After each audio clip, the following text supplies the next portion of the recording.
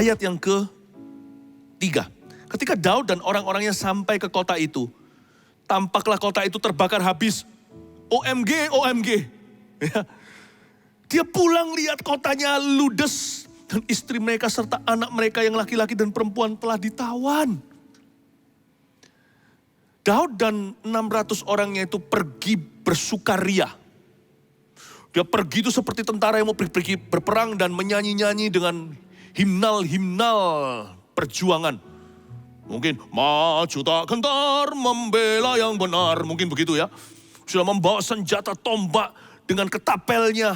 Ala Daud mengalahkan Goliat, semua sudah pergi dengan gagah perkasa. Biasanya orang kalau mau pergi ke sesuatu, adrenalinnya mulai berenang-renang di dalam tubuh.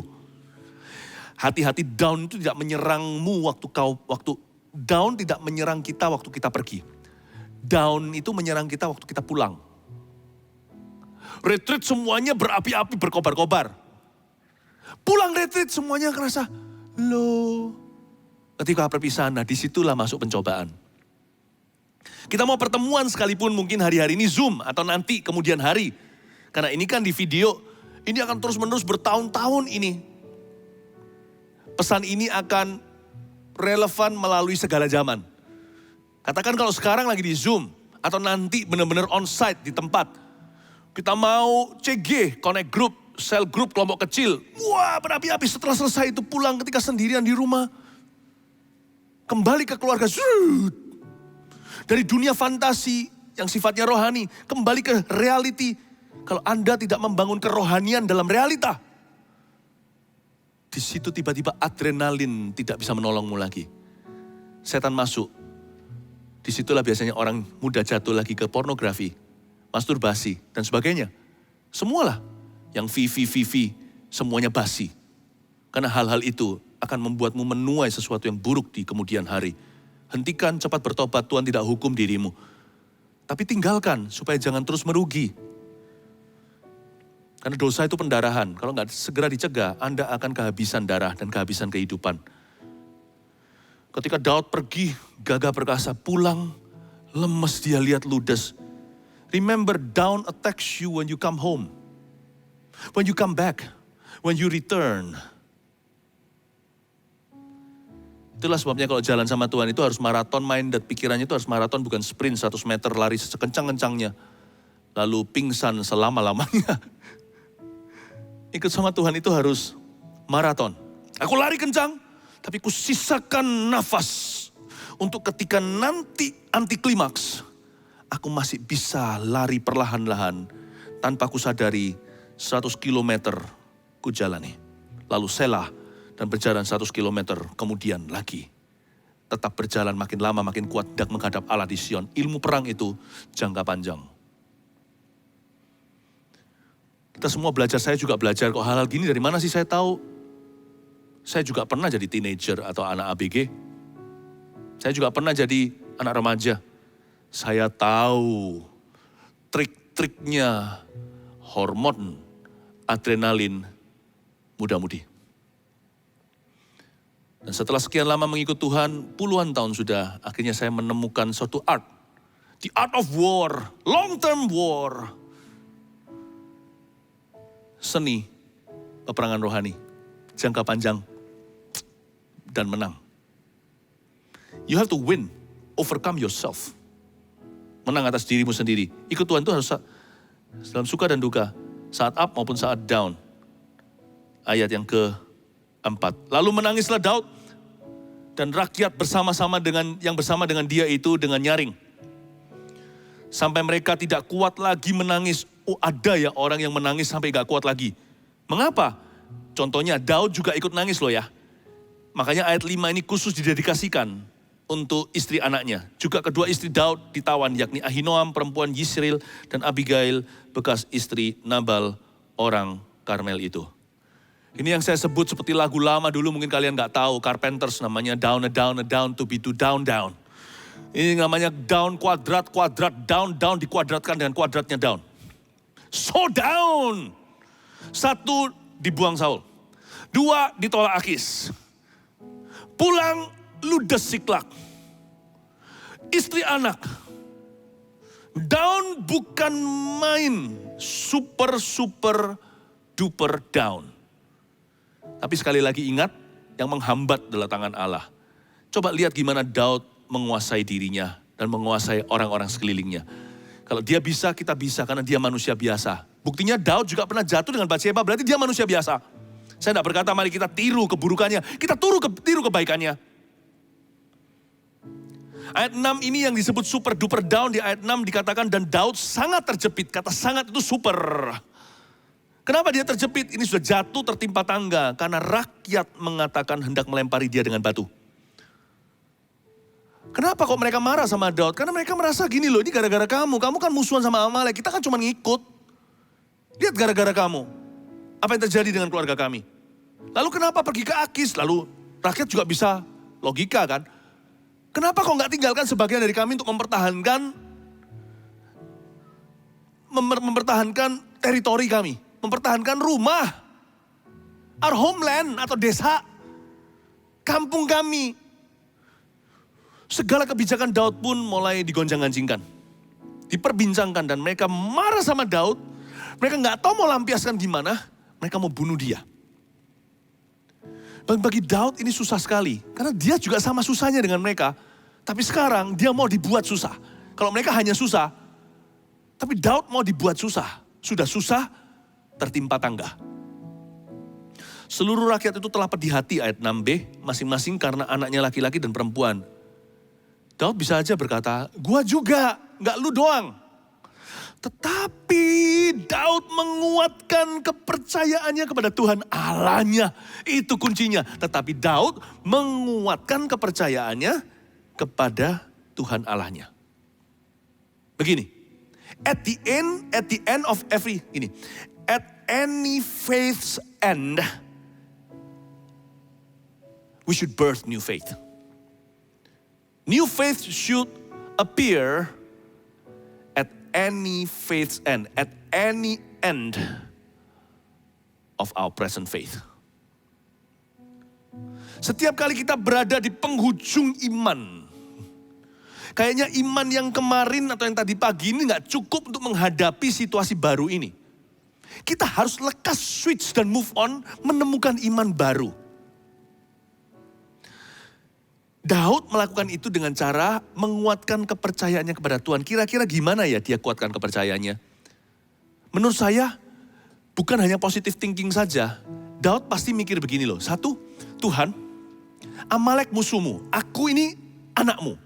Pasti engkau di sisiku. Jadi dia memilih untuk memikirkan Allah di pihak siapa.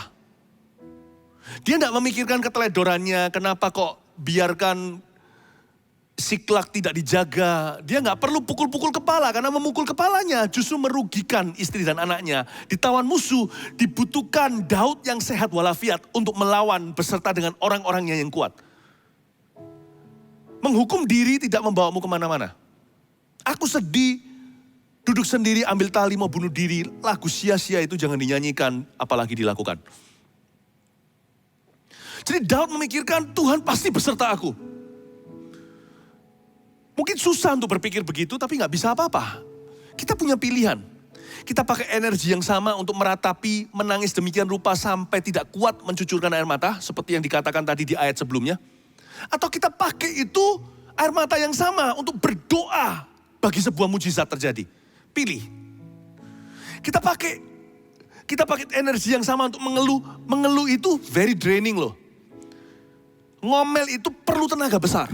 Dan perlu kreativitas untuk memikirkan kenegatifan. Untuk menaruh dalam kata-kata yang menyakitkan. Itu perlu bayar harga.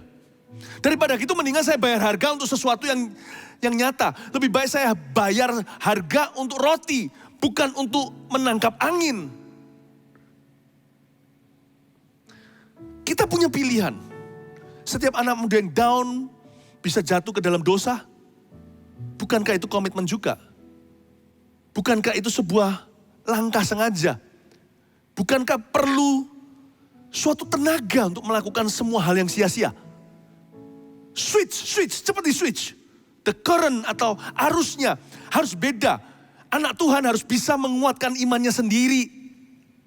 Di dalam diri kita ini adalah ada aki atau baterai yang bisa recharge sendiri. Karena kita punya Roh Kudus, charger kita bukan di luar.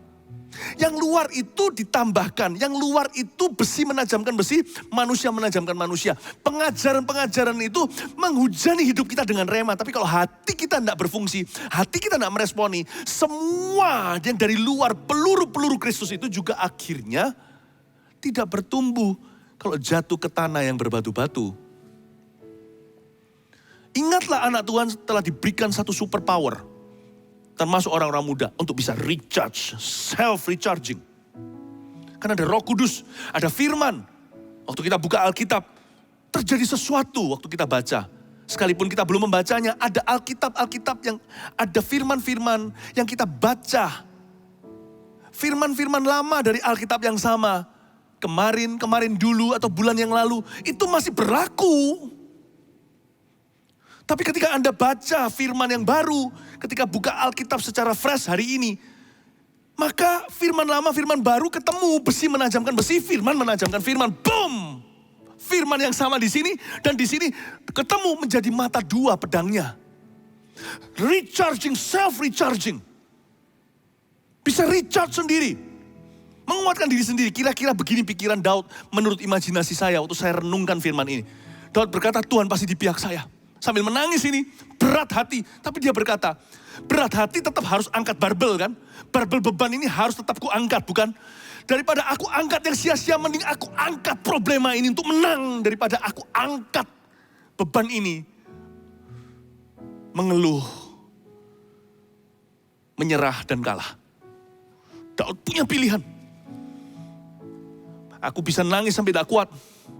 Tapi aku akan menangis untuk mujizat. Orang lain nangis karena putus asa, aku menangis. Putus asa ya, tapi ku jadikan asaku yang putus itu. Sumbu-sumbu yang pudar itu. Ku jadikan sebagai persembahan untuk api yang baru. Use me Lord. Ikut Tuhan itu di lembah. Ikut Tuhan saat down itu begitu. New faith. You must find new faith. Kalau saya menghadapi suatu situasi, lalu saya merasa down gimana? Cara saya recharge begini. Saya berkata, Tuhan kalau aku salah ampuni aku. Ini bukan waktu yang tepat untuk menegur aku untuk berubah karena aku perlu waktu. Aku perlu membuktikan diri, bukan Tuhan pasti sabar. Aku masih berjalan dengan Engkau seumur hidupan. Masih banyak kesempatan untuk aku berjalan, untuk aku terus berubah dan Kau ubahkan. Tapi sekarang Lord, I need you. Lord, I need you. If I've committed wrong, kalau saya telah bersalah kepada Tuhan, ampuni aku. Tapi sekarang buat hatiku maju. Let me know what I should do.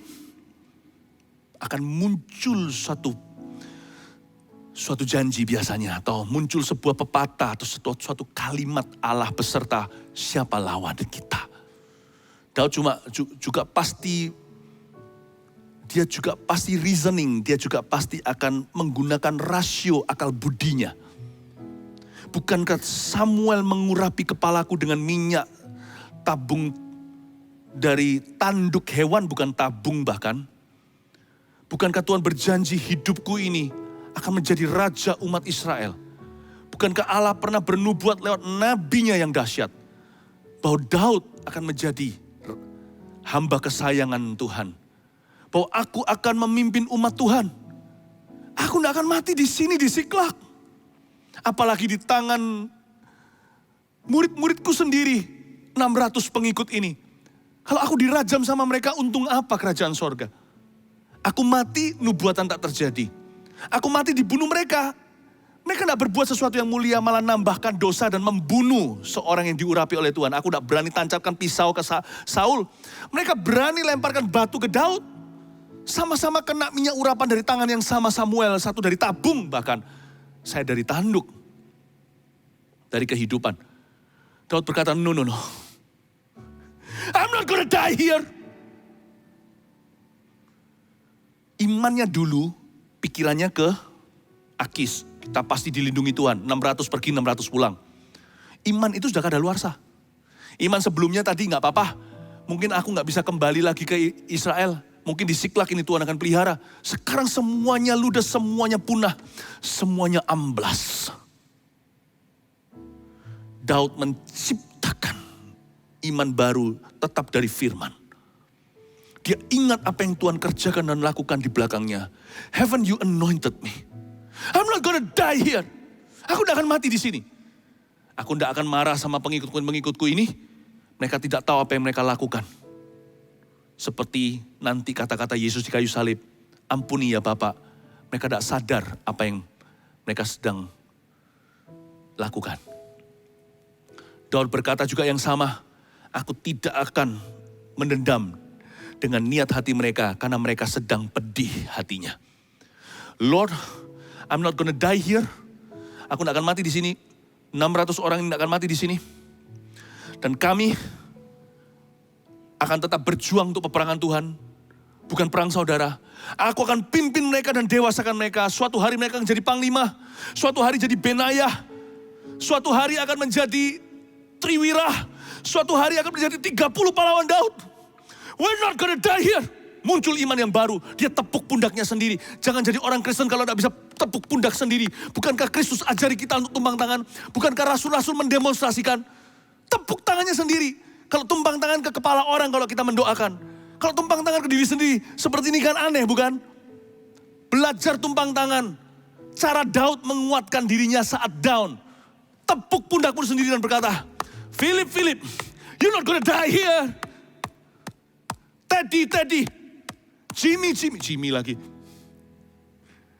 Yeni. Nggak tahu siapa sebut namamu sendiri. Sylvie. Kamu nggak akan mati di sini. Papa akan diselamatkan. Kamu nggak akan gagal, kamu akan bangkit. Sekarang kalau kamu jatuh akan bangkit lagi. 7 kali aku jatuh, 8 kali aku bangkit. Tuhan akan membawaku ke masa depan penuh pengharapan. Aku akan dipakainya.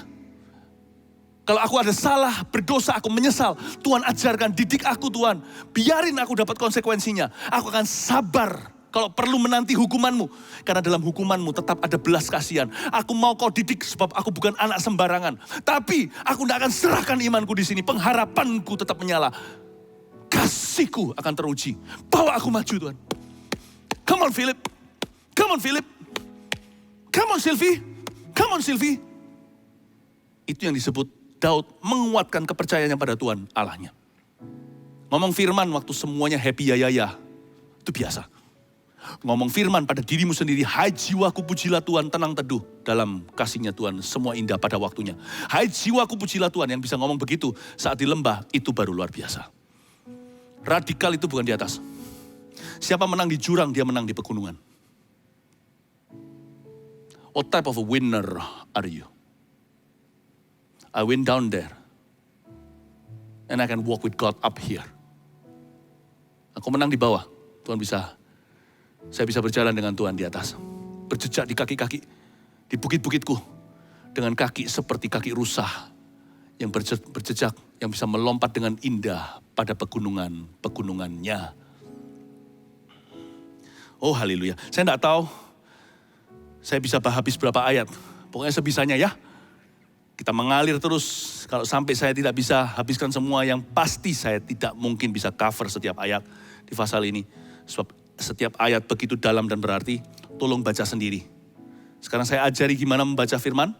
Waktu baca Alkitab, saya berdoa agar Anda membacanya dengan renungan yang mendalam, tuntunan dan terang Kristus, tuntunan Roh Kudus, dan dengan imajinasi yang disucikan oleh Tuhan. Sedikit lagi. Ayat yang ke-7.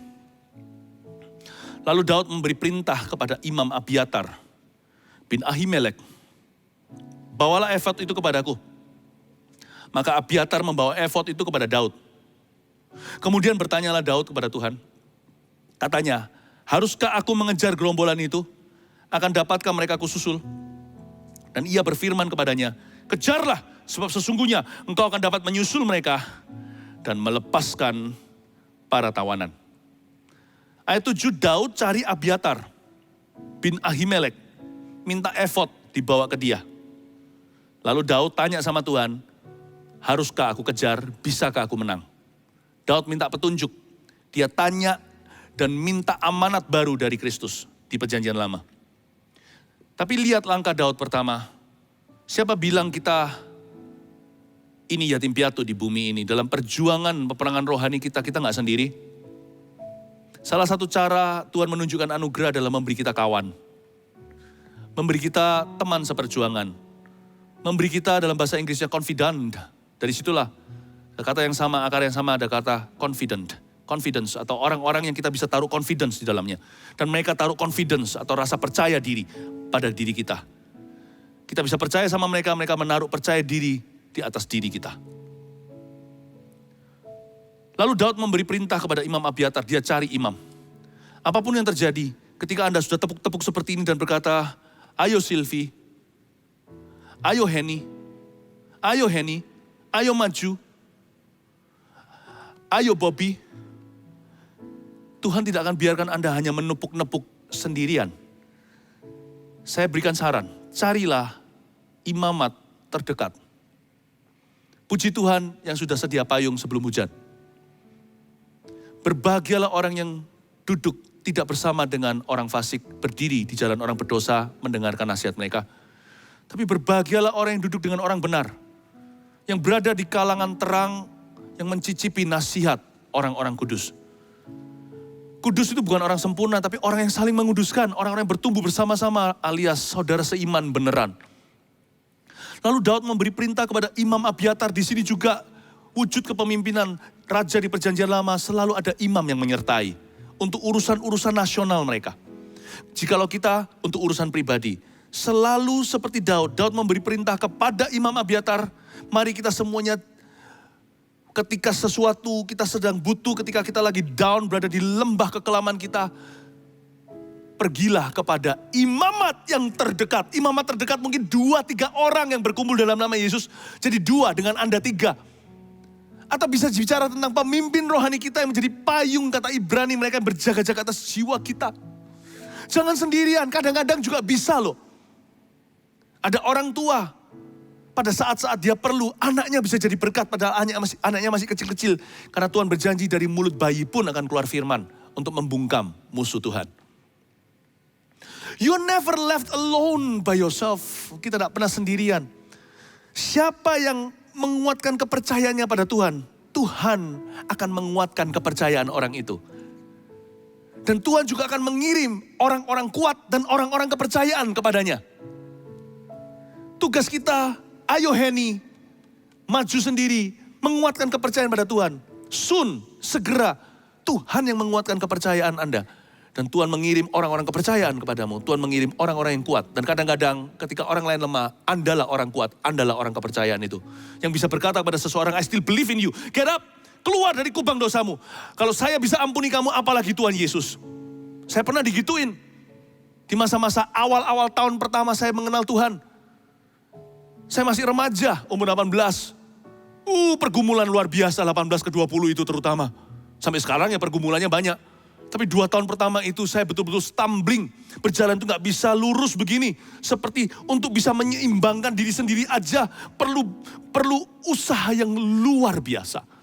Disitulah banyak orang. Ada beberapa orang, tidak banyak yang Tuhan utus dalam hidup saya dan berkata, Philip, kalau aku bisa ampuni dosamu setelah aku tahu apa yang kamu perbuat, apalagi Tuhan Yesus. Kalau aku aja gak jijik sama kamu, apalagi Tuhan. Itu membangkitkan saya. Ada Abiatar, ada bin Ahimelek yang Tuhan taruh di sekeliling saya. Ahimelek itu yang membuat saya melek secara rohani. Dan orang-orang ini sekarang kalau disebut di dunia perkungfuan gereja-gereja, orang tidak kenal, no face, no name, wajah tidak terkenal, nama mereka tidak ternama. Tapi yang penting mereka berfungsi dalam rencana Allah. Jangan pilih-pilih orang. Abiatar bukan orang populer. Tapi siapa saja yang Tuhan bisa pakai di sekeliling Anda. Jangan sendirian. Nah sekarang pertanyaan saya adalah satu. Abiatar di mana ya waktu Daud pergi dari Siklak? Abiatar dan Efod itu di Siklak atau ikut Daud pergi ke Akis di pasal sebelumnya ke Raja Filistin? Kalau di Siklak, mati pasti. Efod itu pasti sudah diambil karena efod terbuat dari batu. Efod itu apa? Semacam rompi dipakai oleh imam sebab zaman itu Roh Kudus belum tinggal di semua orang. Jadi gak bisa orang itu merasakan hadirat Tuhan sendiri, cari petunjuk sorgawi, gak bisa. Harus ke bait suci 1 tahun sekali. Jadi kita ini beruntung sekali. Nah, itu barang berharga, ada 12 batu permata atau senilai dengannya yang melambangkan 12 suku Israel. Dan juga nanti akan ada urim, tumim, semacam dadu untuk menentukan kiri kanan iya atau enggak. Sekarang enggak perlu itu karena kita punya Roh Kudus di setiap hati yang percaya. Firman Tuhan sudah tercapai di tangan kita, sudah ada di sini. Nah itu kalau orang Amalek lihat di Siklak, udah pasti disikat. Apalagi Abiatar, pasti dibunuh. Tampangnya lain. Karena sebagai imam dia pakaiannya dari linan. Dari lenan halus. Pasti sudah habis orang itu. Ternyata kan gak ada satu pria pun tertinggal. Atau mungkin kalau memang ada di situ ya mungkin disembunyikan sama Roh Kudus, saya gak tahu. Tapi kemungkinan besar sama Daud diajak. Tapi kenapa pada saat Daud mau kerja sama Akis, kok gak tanya Tuhan dulu? Untung by grace kasih karunia Tuhan luputkan. Andai kata dia tanya, Tuhan pasti berkata tidak. Jangan pergi perang, karena nanti kamu ketemu sama Saul. Atau Tuhan gak beritahu alasannya, Tuhan pasti berkata tidak dulu. Percaya saja nanti kamu mengerti. Daud itu kena pressure, kena tekanan waktu sama Akis. Dahulu kala dia pernah kena Raja Filistin, dia pura-pura gila. Sampai meleleh yang namanya liurnya, sekejanggutnya supaya dilepaskan. Orang-orang besar ini semua masing-masing punya kelemahannya sama seperti you and me. Abraham juga pernah pura-pura jadi kokonya Sarah, meskipun ya sebenarnya nggak sepenuhnya pura-pura sih, karena mereka masih ada hubungan kerabat. Ishak juga sama. Takut sama raja nanti kalau diambil istrinya dia dibunuh sekalian. Kok ada laki-laki pengecut begitu? Padahal lindungi istri sendiri loh. Masa istrinya mau diambil orang dia? Gak apa-apa asal saya tidak dibunuh. Asal saya tidak dianiaya. Menurut saya sih semua orang-orang hebat di Alkitab itu ada flaw-nya. Kecuali Yesus Kristus yang sempurna. Jadi kalian jangan merasa down ya kalau kalian ada kelemahan. Saya juga ada kelemahan. Sejarah kita gak sempurna. Nah Daud itu kalau menurut saya Daud membawa Abiatar dan efod itu namun tidak pakai. Kenapa? Karena dia merasa kalah hawa. Di istana ruang pertemuan Akis dengan semua panglimanya di tempat yang begitu sekuler dan antikristus. Gak maulah lebih susah untuk berdoa sebelum makan atau bawa Alkitab gini aja ditertawakan. Apalagi bawa efod itu yang sangat dekoratif. Dia malu diasosiasikan dengan seorang hamba Tuhan yaitu Abiatar. Itu pendeta, oh kamu fanatik ya, orang gereja ya, orang Kristen ya. Tapi Daud makan batunya. Gara-gara gak tanya, hampir saja dia celaka. Hampir saja dia masuk suatu situasi yang gak akan dia bisa keluar. Dan situasi yang akan menghancurkan seumur hidup pengabdiannya pada Tuhan. Belum lagi karirnya. Daud jerah. Pertama dia gak tanya, andai kata dia pakai efod itu sebelumnya, pasti sudah dihindarkan. Sekarang kali ini dia belajar dari kesalahan itu. Dan dia berkata, mana efod itu? Mana Abiatar? Dia datang ke hamba Tuhan. Dia datang ke gembala. Dia datang ke pendeta. Dia cari firman Allah. Gak peduli orang ngomong apa. Populer atau tidak Alkitab ini. Dia cari jawaban di sini. Dan Tuhan berkata, go! I shall give you the victory today. Akan kuberikan kemenangan kepadamu di tanganmu. Do not be ashamed of Jesus Christ in the last days. Jangan malu akan Kristus di akhir zaman ini. Jangan malu akan firman Yesus berkata, barang siapa malu akan aku, menyangkal aku di hadapan manusia dan menyangkal firmanku, aku pun suatu hari ketika berbalik hawanya, dunia kalah hawa ketika Yesus datang kembali dengan jutaan, miliaran bahkan malaikat-malaikat Tuhan di hadapan Bapa di sorga. Bapa yang suci dan maha kudus itu. Barang siapa menyangkali aku dan firmanku, aku akan menyangkali dia. Tapi barang siapa mengakui aku di hadapan manusia dan mengakui firmanku, tidak malu, aku akan mengakui dia. Sekarang kita seolah kalah hawa, minoritas di dunia ini, antikristus lebih beredar, lebih susah jadi anak-anak Tuhan. Suatu hari dunia baru akan berubah. Anak-anak Tuhan akan memerintah dengan Sang Juru Selamat. Jangan-jangan waktu itu, kau dan aku ditolak. Please don't be ashamed. Jangan jadi anak muda yang malu akan gerejanya. Malu akan kerohaniannya. Malu akan Alkitab terutama. Malu akan nama Yesus. No. Orang mau bilang apa, yang paling keren bagi kami adalah orang-orang yang mencintai Tuhan. Yang paling keren adalah orang-orang yang ke gereja. Yang paling cool adalah orang-orang yang baca Alkitab. Orang-orang berbahasa lidah, bahkan di gereja, antar gereja sendiri terjadi perdebatan yang dahsyat. Saya tetap bangga, saya adalah I'm a tongue-speaking Christian. I'm proud to say, saya bangga berkata, aku adalah seorang Kristen yang berbahasa roh. Bukan untuk menghakimi orang lain yang belum. Bukan merasa lebih rohani dibanding dengan yang lain yang tidak berbahasa lidah. No. I'm not ashamed of any gift God has given me. Saya tidak malu dengan karunia apapun yang Tuhan kasih dalam hidupku. Saya tidak malu dengan papa mama saya. Saya tidak malu dengan pernikahan saya, anak-anak saya tidak malu dengan apapun juga. Jangan malu. Apapun karunia yang Tuhan berikan padamu, hargai itu. Sebab di masa down, hal-hal itu yang akan membangkitkanmu kembali. Saya berhenti sampai sini. Semoga kalian semua diberkati. Someday nanti kalau saya share lagi, mungkin bisa lanjutkan. Cerita ini luar biasa setiap ayatnya. Bagaimana Daud berbuat baik kepada hamba Amalek itu. Sampai nanti gimana 600 orang, 200 tinggal di belakang gak kuat lagi. Gimana Daud atasi new discouragement. Dan gimana dia menang. Waktu sukses Daud diuji. Justru orang berhasil itu harus hati-hati. Oh, saya gak bisa habis satu persatu. Memang gak mungkin dalam satu sesi. But so far so good. Sampai detik ini cukup kenyang. Catat baik-baik. Renungkan. Dengar ulang-ulang. Saya yakin di masa down. Aogears akan menggenapi namanya. We are the army of God. Not only when we are up here. When we are down there. Waktu kita berada di bawah. Kitalah tentara-tentara Allah. Haleluya. Katakan puji Tuhan. Berikan tepuk tangan yang meriah buat Tuhan Yesus. Masing-masing. Di rumah masing-masing berikan tepuk tangan untuk Tuhan. Praise the Lord. Mari kita semua sama-sama nyanyi. Thank you Jesus. Pilih satu lagu. I don't know what. Are you blessed? Siapa yang diberkati Tuhan angkat tangan. Di dalam hadirat Allah saya gak melihat tapi Kristus melihatmu, ada Roh Kudus. Siapa yang diberkati katakan, aku diberkati. Tepuk diri sendiri katakan, aku harus maju. Ayo bilang, cayo. Ayo cayo. Pada dirimu sendiri.